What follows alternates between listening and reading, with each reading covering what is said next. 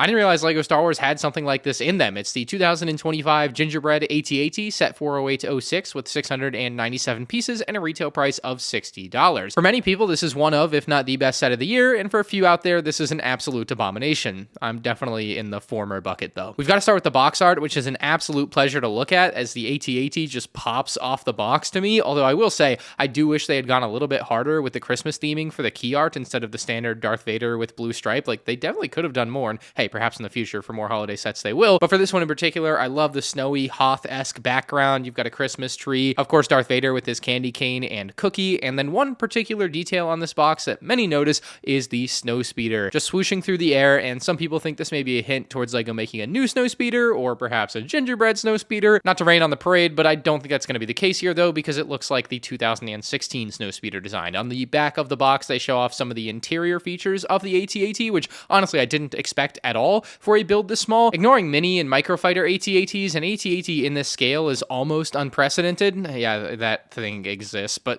something that's actually trying to be good here. Unprecedented. But I gotta say, I'm very surprised to see any interior functionality at all, so I'm very excited to see if that works very well in this review. Anyway, let's go ahead and unbox this thing. Cutting into the box and pulling out the contents, you're gonna find bags numbered 1 through 5, as well as an instruction manual. No surprises here. The lone minifig in the set is, of course, the gingerbread Darth Vader, and yeah, one is nice. Of course, I wish there was more here. A gingerbread stormtrooper or snowtrooper or AT-AT driver all would have been amazing, but at the very least, hey, Darth Vader is a very cool one, and this is such a great take on Darth Vader. All the detail on him has been redone with some shoddy icing work, so instead of like straight lines, you have some slight mess ups in the lines every time. I just like that a lot. All the lighting and buttons on him redone as well. The helmet looks very nice in this color, although I think we can all agree the ability to print on the eyes here in white would have really completed the figure, because it does feel like something's missing on the top of him there with no eye printing. Now, it may also disappoint you to know that underneath that helmet, there is no face print either. I feel like this is a pretty big missed opportunity, especially given they didn't print the eyes. Like, you could have done something very fun here, I feel like, and yeah, they just didn't. The back of his cape, though, is printed, and I think that's amazing. It definitely helps elevate this figure, and I think without it,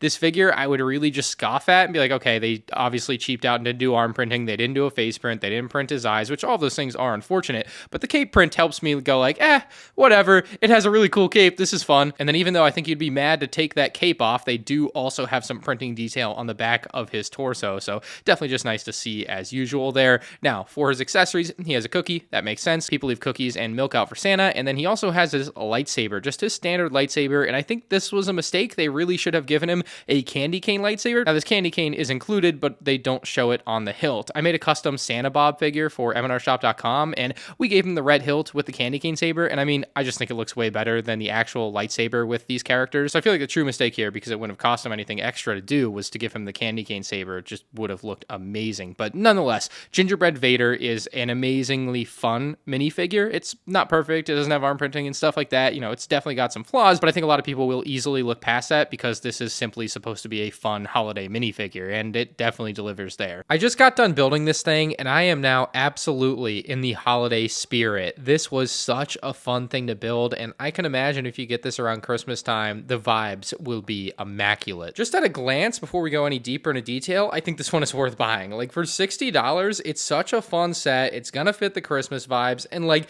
it's actually reasonably sized for $60. Briefly for reference though, here is the Gingerbread AT-AT in front of the smallest of the bigger AT-ATs, the 2010 set, and it's still very small. Like, it's, I think, decent for $60, but when you compare it to a much larger AT-AT, of course, this is not going to quite replace that for you, but that's certainly not the point of the set. And I agree with them making it smaller like this. I think it makes sense as a more limited style holiday set to not go full hog into it and to kind of tone it back a little bit. And translating into this smaller size, it has done nicely. It's going to be imperfect, as we'll see, but it gets all the big points down, I'd say. Starting with the head of the build, obviously due to the scale, it's not going to be as detailed as the larger versions, and I would say because of that, there are definitely some angles that look pretty rough on this particular build, and there's also some gaps that you might not find to be ideal. What I think is kind of the worst aspect of it is the fact that it doesn't move. So the neck is in a fixed position. You can't turn the head. There's no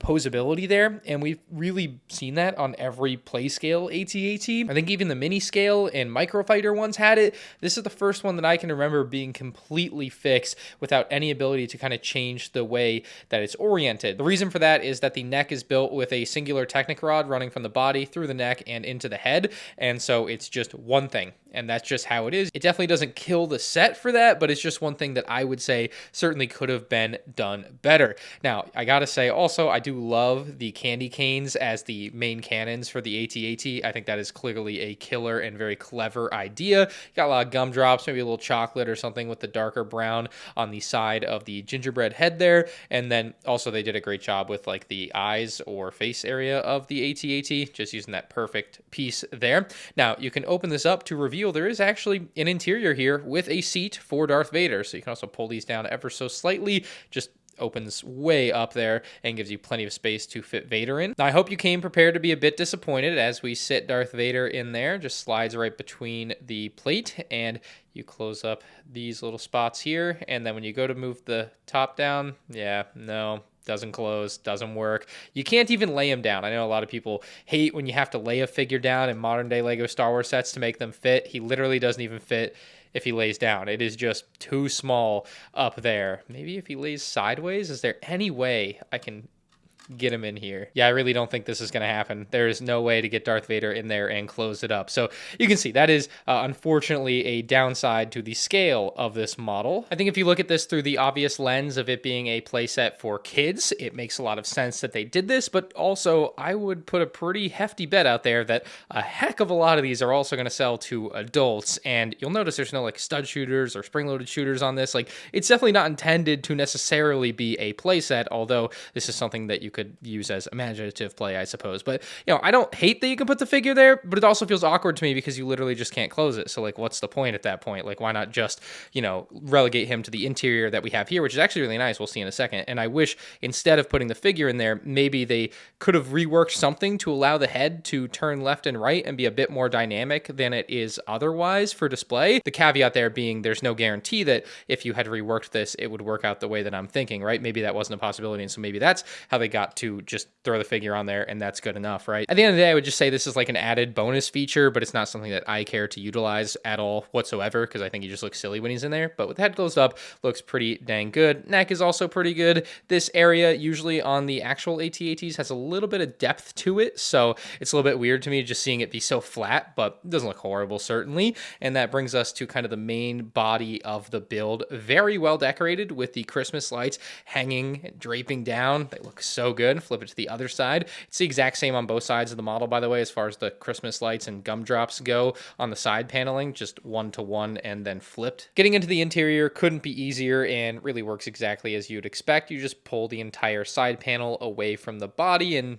there it is. Poorly lit. Now that's much better, and I gotta say, the amount of fun details and Easter eggs that they were able to pack into something this small, plus still have the ability to place a minifig in comfortably, is crazy to me. I did not expect the interior of the Gingerbread AT-AT to be this jam-packed. I also almost didn't even expect an interior in this set when I heard about the rumor of it. Like, I was just like, yeah, it's gonna be small, it's gonna be tiny, it'll look like a Gingerbread AT-AT, but there's no way it would have like fun stuff like this.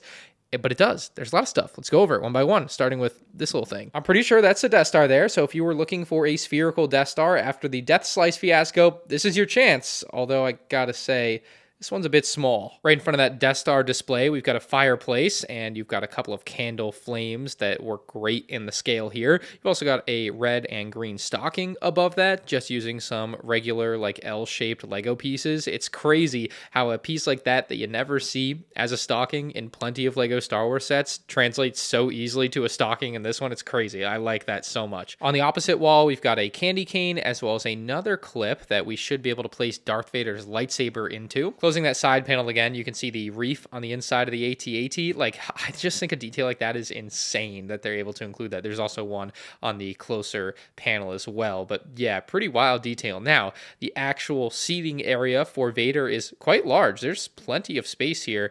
You could technically also have him stand on the ledge, although once you close this, yeah, he's not going to be able to stand there because it's going to be too tight, but we can open that back up and you'll see just a wide open seat. You've got a carpet on the ground, I assume, and then a small side table that's got a drink on it. very fun. Now, Vader was really easy to slide in there and place down, and that does leave you with your cookie as well. So we're also going to throw that down on the carpet, I guess, because that's what they did in the promo pics. So there's everything in there. Looks quite nice. And yeah, there's ample space for him around him. You know, you're just going to be able to close the doors with no issues, unlike the head, which was an issue. But yeah, it all closed up just fine with him in there. Plenty of space to fit Vader. And I guess if you were going to look at it through the lens of like literally only one figure can fit inside when it's all closed up, including one figure makes sense. But calling back to earlier in the review, I do still wish we had more. Like, it would have been nice to maybe have a troop patrolling around the build. But yeah, technically only one figure fits inside with it all closed up. So it does make sense. There's one more little cool section of the interior at the back with a couple of gifts here. I think it's really dope that they've just hidden these away. Try to pop it off. Yeah, they're kind of hard to get out. Let's see.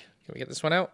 All right, so you've got this Ronald McDonald gift here. And I'd say this one looks more like a cake to me, but I think the intention is for it to be a gift as well. So I just think it's really dope. They had a little extra trunk space in the back of the AT-AT, and they kept it very much in theme here with these gifts. Really nice. The legs on this AT-AT I consider to be very good, especially for the scale. You've got some nice detail on them with the gumdrops and icing, of course, but what I really like is the large icing piece, or cake topping piece, I guess in a more traditional sense with Lego, on the feet. I think that is so good looking. I mean, it just looks like it's dripping all over, and then you've got some ribbons on it. Those look pretty nice, in pink and red respectively. All of the leg and foot designs are the exact same. You build all four at the same time, so there's nothing different between them. And then I've got it kind of in the typical AT-AT pose, although I bet you could do more. So I forgot about this. So when you like go to change these legs, don't hold it like you would a normal AT-AT with like the body here, because it'll start to rip off. It's kind of built like the clone Tiny Tank from summer 2025, where just there's no Technic holding any of this down. So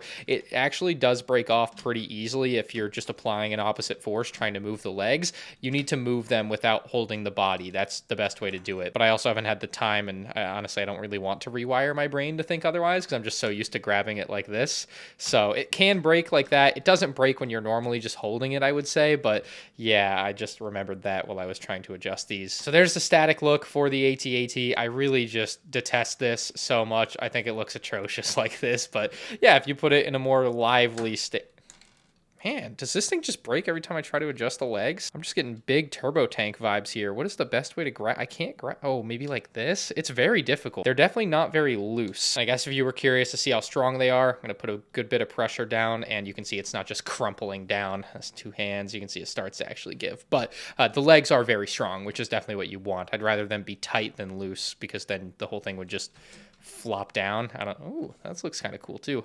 But yeah, you don't want it to flop down like that. So if it'll hold its stance, we're good. I would say the Gingerbread AT-AT is a must buy if you both like Lego Star Wars and like Christmas. It also is a must buy if you happen to be one of the lucky owners of the Lego employee gift from 2019. That's the Christmas X-Wing. This is an incredible combo here, and hopefully there will be more to come that add to this. Like, they can definitely do more Christmassy Star Wars builds, but as of now, this one adding on to that X-Wing is a pretty decent combo. It's not as good as the rumored TIE Fighter that would have gone against the X-Wing, but it still works very nice in theme here. There's also another Christmas Star Wars set they did a couple years ago, but I can't quite place my finger on what it was.